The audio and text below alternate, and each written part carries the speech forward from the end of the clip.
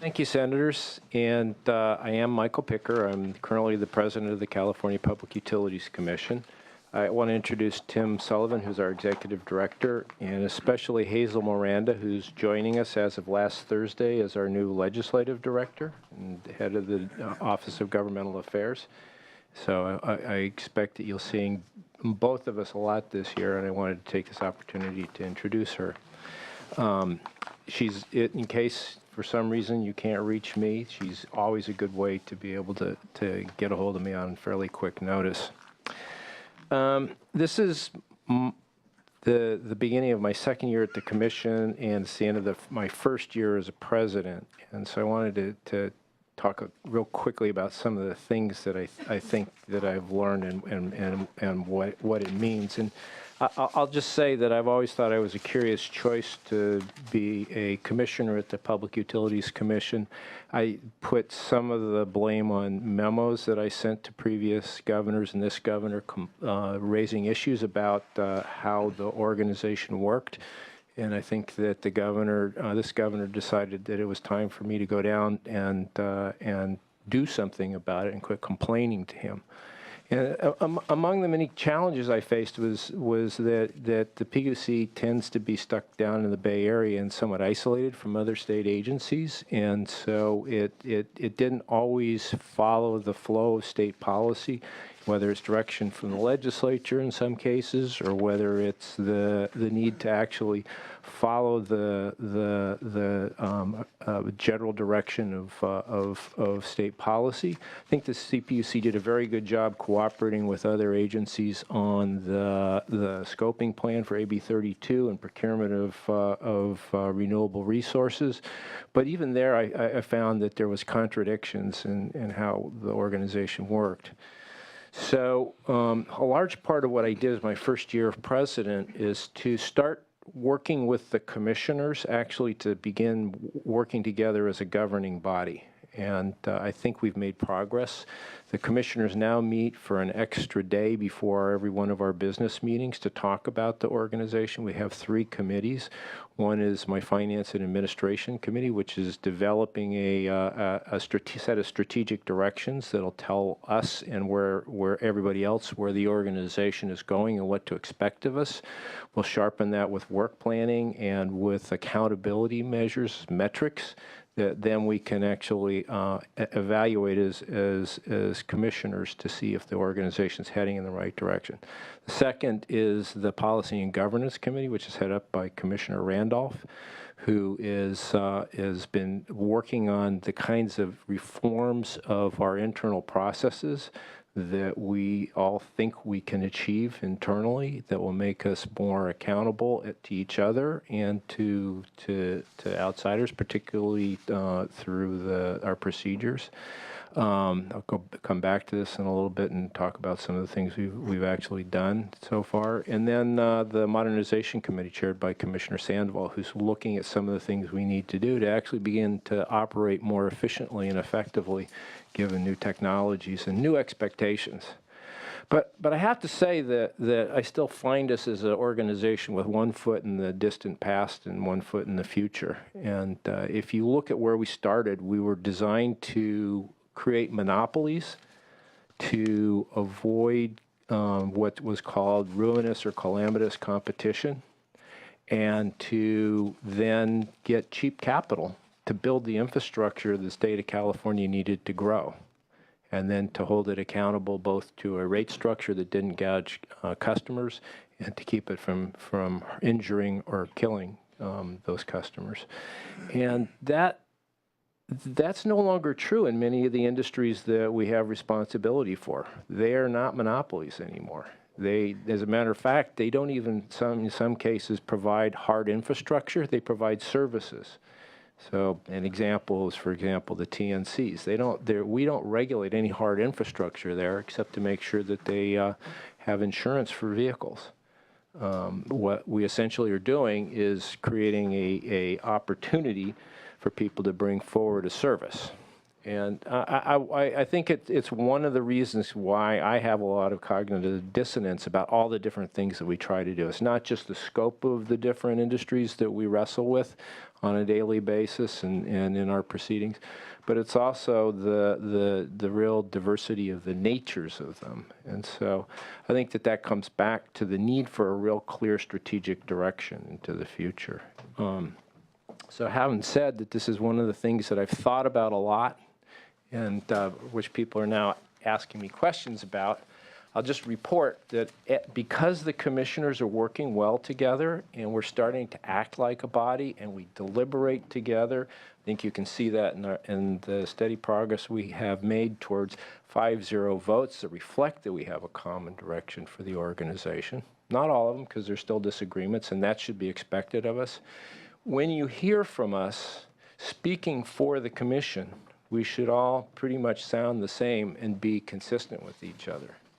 I hope that we continue making progress in that regard. We will defer from each other, or questions will come up that you ask us our opinion that we haven't really reflected on together, in which case we should try to tell you this is what I think as a commissioner, as opposed to what the organization has decided the direction we're going. To that point, I will say that I plan to spend more time here in the legislature and with other state agencies this year to kind of overcome that traditional isolation being located down in the Bay Area. I think Commissioner Peterman and Commissioner Randolph did a very good job last year as the legislative subcommittee.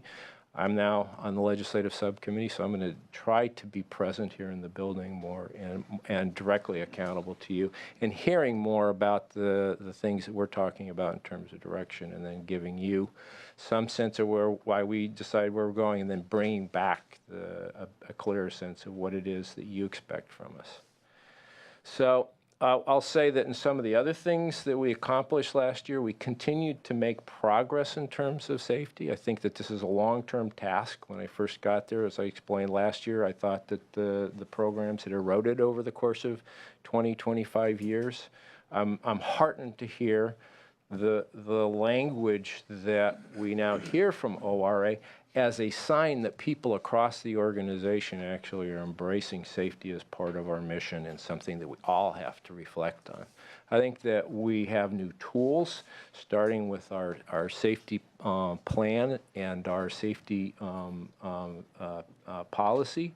This is our second year of the safety plan. The first year focused on the core things that we needed to revitalize the guts of our safety programs, the Safety and Enforcement Division. And I think we made progress there. But having said that, we are essentially an audit agency. We have 18 people who do all of the electric safety, all the 14 to 17 million poles across the state of California, all the wires. We have 34 people who deal with gas safety, which is not only the gas pipelines, which is our expertise, but this gas storage facilities on Lake Aliso Canyon. So we will never be more than auditors. Compared to, we have total of, 42 staff devoted to gas and electric safety compared to the 37,000 employees at PG&E. Our job is to make sure, to assure that they are actually doing the things that they've said they do. We need to have a process to make sure that those are the right things. I think we're getting better there. But I will just remind folks that with that workforce, we are an audit agency. We have to go track their expenditures, track their activities, make sure that their systems can guarantee that they actually do the things that they say they're going to do, and that we can verify that through spot checks. And then if they fail, to hold them accountable. It's just, it's the only way I think it can work without a one-to-one concordance with them. So one of the things, and I do agree with you, that our new risk assessment and rate making is a trend measuring process. The rate cases are designed to look forward, not to look back, not to actually even trigger action. If a utility were to tell us something in rate making is an issue, I take it with a grain of salt, because they're asking us for money to be spent in the future. And it's frequently the dance is that people will inflate claims on both sides. If there is something that requires immediate action and the utility well understood that, and they didn't notify us that they needed to make expenditures that weren't currently authorized to take action on that, or that they weren't taking action on it, if we know that as a result of one of our investigations or one of our audits, that's a serious offense, and we need to take action on it. So I don't ever want to say that our risk assessment and rate-making process is designed to detect immediate hazards, because allowing people to bury that information in these 10 to 15,000 pages of document as opposed to giving us a clear notification is just letting people off the hook. So I can never say that that's appropriate. I will always say you need to tell us if you have reason to believe that an action needs to take place now. Don't put it in your rate cases. That's a forward-looking document. Tell us now, act now, we'll settle up. So in addition, I think that this is still a new tool, and we're learning how to use this risk assessment. It's essentially an enterprise risk assessment any company will make through its internal auditor to be able to help inform the board of the challenges the organization faces and what they're doing to actually act on them. And so we need to know that so that we can go beyond simple compliance with the hard engineering requirements and to truly achieve safety, which is our goal. And so I'll point to the fact that we actually now have a person who's going to become our internal safety champion, Roger Clugston, who headed up our rail operations safety branch, is coming back. One of the things he'll do for us is actually constantly remind us of our obligation to go further than just compliance and actually achieve excellence in safety. This will be a long process. We have a lot of ground to cover, but I want to just report on that progress and to thank the people at the organization who made it happen. Last year, we also did a rate restructure, the first since roughly 2005, and we created a flattening of the tiers over time because the tiers were basically locked into a increase each year linked to inflation. The top tiers started to grow more quickly than the bottom tiers, and so there was a lot of unfairness in how the costs of the utilities were being structured. It also makes it simpler for people to understand as they compare their use from moment to moment, and allows them to take advantage of these new time of use rates. And I'll also say that we adopted and extended the rules for net energy metering. And I'll go back to one of the things where we were both living with one foot in the past and one foot in the future.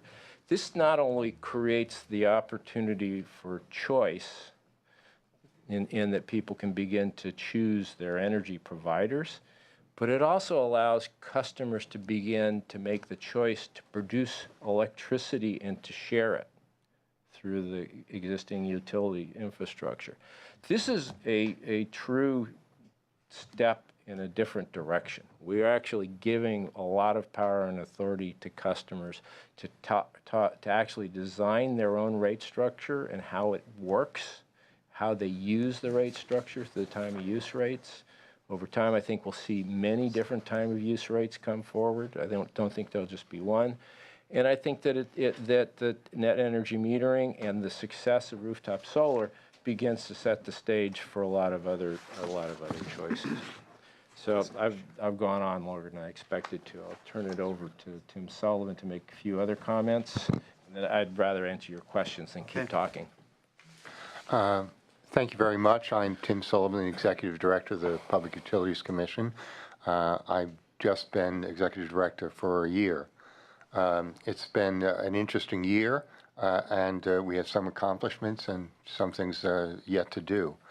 First of all, I want to thank the members of this committee, particularly Chairman Waso, who met with us in advance, and I gave him a copy of the annual report. I just want to sound one theme. I guess policy doesn't have an effect until you actually implement it. And so what I'm going to talk about is pretty much our operations to implement the many policies that this committee and the legislature as a whole has adopted. The way implementation works is, of course, through people, and we've been doing a number of things to reform our internal operations. Basically, there's sort of four large goals that I'm promoting. The first is compliance and engagement with California government and oversight. Many of you have seen me here. I'm here pretty often. We have a new team in Office of Government Affairs. And actually, I just wanted to thank both Nydia Bautista and Jay Dickinson, who came down and they met with our supervisors to give a briefing of just what oversight is about and what our relationship is to these committees. That's step one, sort of trying to make those things happen. How do we do this? There's basically two initiatives for our employees. First is the inculcation of core values of accountability, excellence, integrity, open communications, and stewardship. We did this. This was developed through workshops with the employees. These are what they came up with. This is what they thought we should do. And so we've taken steps over the course of this year to both support this and act on it. A third thing is we're trying to become a learning organization. Learn from our mistakes, just learn every day. I think we have to do this. We have a very high turnover rate for employees. We lose about 10% of our employees in a given year. That compares with the industry that we regulate. Their turnover rate is 7%. California state government is only 3.6%. And government in general, including the federal government, is 1.9%. So we have a highly changing workforce. There are specific reasons, some of which have to do with the cost of living in San Francisco, other opportunities. But the only way to respond to this is to make training a key part of our organization in order to do this. And the fourth thing we're trying to do is complete our strategic plan. How do we move forward to bring our agency into compliance? Now, let me talk a little bit about certain areas. I think there's sort of four areas in which we put our services to Californians. One is access to infrastructure. The second is safety. The third is environment. And the fourth is our traditional regulation. Now, first of all, talking about safety, I guess I don't know how many people are familiar with this. This was done under Senator Hill's direction by a subcommittee of this committee in 2013. I'm not sure how many are new members. But many of the things he identified in there are actually things that we've been working to do. The first is our safety action plan. There's a slide in the slide deck about that. What he recommended is we identify some safety targets, we hold people responsible, and then we just do them. Well, we did that in 2015, focusing on the reform of our safety enforcement division. We're doing it again in 2016, but as President Picker said, this time we're talking about and focusing on a larger safety culture. One of the things that I'm most proud of is we're going to have Paul Schulman, a professor from Mills. He's coming, he's done a cultural analysis of our safety culture. He's identified steps forward. He is going to, he's affiliated with the Center for Catastrophic Risk Management at UC Berkeley. He's giving a presentation to the commissioners actually tomorrow. And we use this as a kickoff towards an advanced safety seminar that will have safety inspectors and people throughout our commission participating. The idea is to, where you get a safety culture is to think about it and train about it.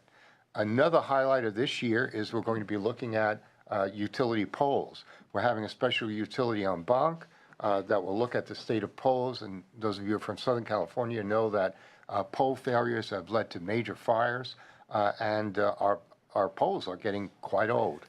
Just to interject, we had our first safety en banc last year, and this is a setting where all the commissioners come together, and we actually called the executives of the large gas and electric utilities before us to just explain how they develop a safety culture and what the key features of it are, so we can start to better understand how they actually approach these questions within their organizations. And again, this is how you get beyond simply measuring compliance, which is important and we'll never abandon, but to actually get into the higher levels of thinking where people go further into prevention. Do they have near-miss policies? And a good example at SMUD was that every time they had a fender bender in the parking lot, every time they had a close miss at a fender bender in the parking lot, that became an opportunity for them to take the parties aside and start to do training. It's the things that you avoid. On the side of safety, it appears to me that every company out there providing a service owns infrastructure, and they have to know what they own. They have to know the magnitude of their facilities in conjunction with the delivery of service. I'm sure that they develop some kind of inventory, and they probably do risk assessments internally. They try to measure any liabilities that may exist out there as a company. Does that? I think if you're running a business, you've got to do that. Well, that would make sense. Of course, one of the things we're finding out in our investigations of PG&E is that over time they lost track of what the pipes were in the ground, what was there.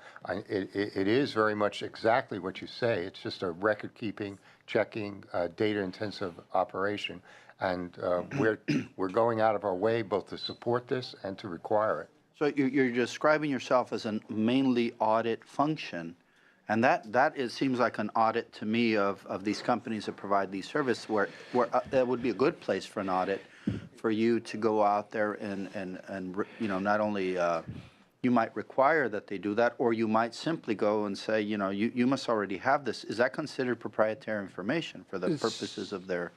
Some of it is. I mean, but not all of it. This goes into another challenge that we face. When it affects public safety, can they consider that proprietary? They can't consider it proprietary, but that doesn't prevent us from having access to it.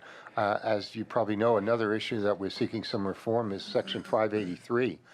This makes it a misdemeanor if we give away information that the utility has deemed confidential. But why would you give it away? Sometimes it would be inadvertent. It would be If used in a report. if we're revealing actions that we took in an investigation and it involved documents that they've deemed confidential, that would be a violation of Public Utilities Code 583.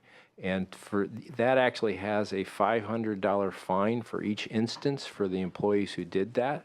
And that's a challenge, because it not only makes it a violation for the organization, but it tends to make staff very reticent to be public in some of these sharing of information. What if it was a government-run utility? Would they have the same?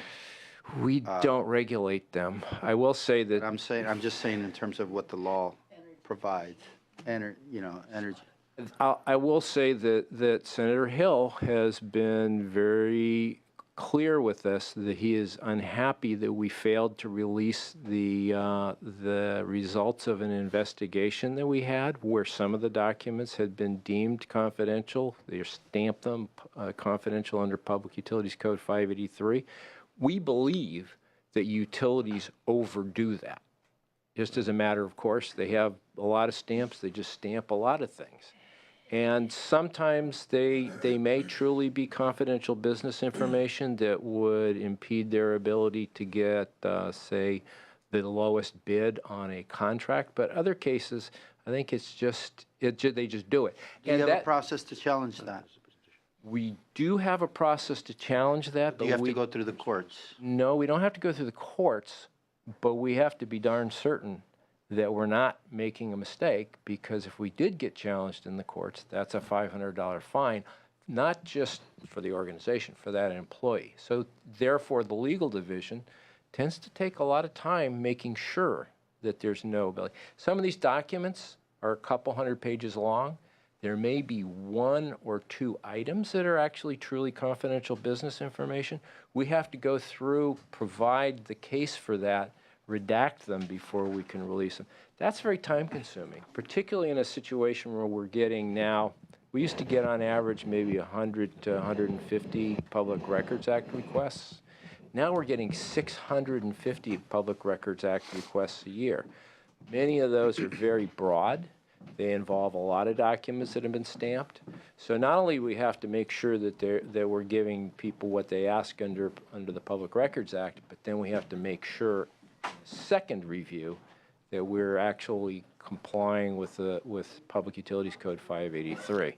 Senator Hill probably Mr. has Chair, some could I thoughts on add, this. I've got legislation this year dealing with that 583 problem, and We're working very closely with and his office. the president is accurate. The utilities tend to mark everything confidential, so they don't have to be exposed, they don't have to be detailed or any review from anyone, and then the penalty is a misdemeanor if a staff person were to release that. And it's a terrible conundrum that needs to be worked on, and we're trying, and the governor has made it clear in a veto message last year that he'd like to see some reforms in that too. So we're trying to find that good place that we can It move just forward. seems to me if that practice leads to an incident, Yeah.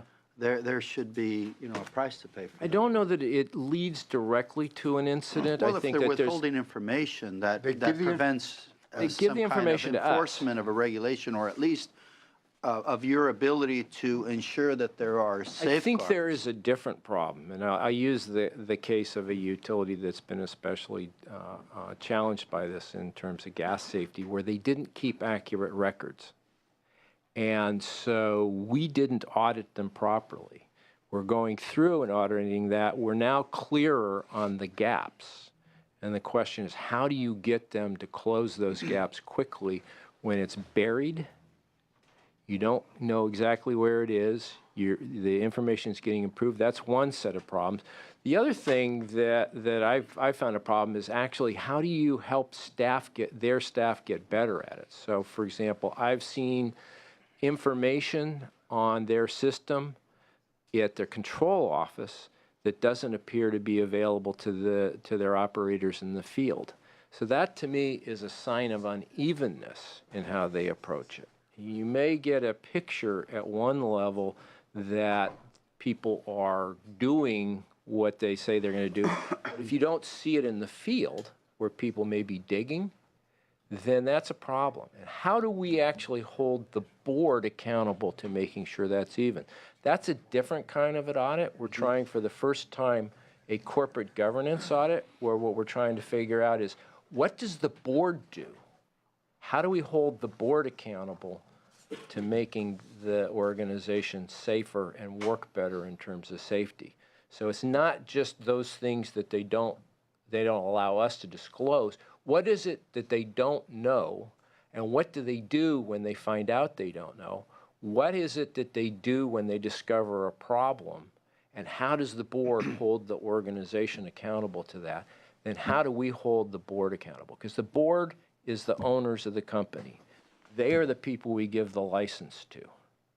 If we just find this faceless entity, does that change their decision making? We issued a $2.25 billion fine to one utility in 2 different cases around one incident. That's the biggest utility fine ever. But I've still seen unevenness in their safety operations. How do we actually make sure that they're making improvements? I want them to be effective. Maybe some things are just we're capturing a snapshot in Do you the have process. an administrative policy on disclosure, something that they can raise some, at least, expectations by the companies in terms of how they need to operate to ensure that they're keeping the correct records?